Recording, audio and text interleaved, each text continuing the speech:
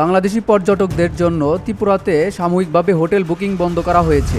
ভারত ও বাংলাদেশের মধ্যে কূটনৈতিক সম্পর্ক টানাপোড়েনের মধ্যে উত্তর পূর্ব রাজ্যের ট্রাভেল সেক্টর সংগঠন এক বিবৃতিতে এ তথ্য জানিয়েছেন।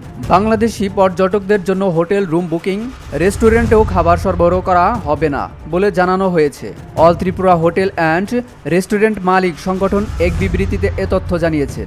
গতকাল সোমবার 2 ডিসেম্বর শত শত লোক ত্রিপুরার রাজধানী আগরতলায় অবস্থিত বাংলাদেশের সহকারী দূতাবাসে প্রবেশ করে হামলা চালায়। এরপর ত্রিপুরা হোটেল অ্যান্ড রেস্টুরেন্ট মালিক সংগঠনের পক্ষ থেকে এমন বিবৃতি দেওয়া হয়। ইসকনের সাবেক নেতা চিন্ময় কৃষ্ণ দাসকে গ্রেপ্তারের প্রতিবাদে উগ্র ভারতীয়রা বাংলাদেশি দূতাবাসে হামলা চালিয়েছে। প্রায় 50-এর অধিক লোকজন ঢুকে আগরতলা বাংলাদেশি দূতাবাসে হামলা চালায়। এ সময় দূতাবাসের কর্মকর্তারা আতঙ্কিত হয়ে পড়েন। এই ঘটনায় ভারত সরকার গভীরভাবে দুঃখ প্রকাশ করেছে।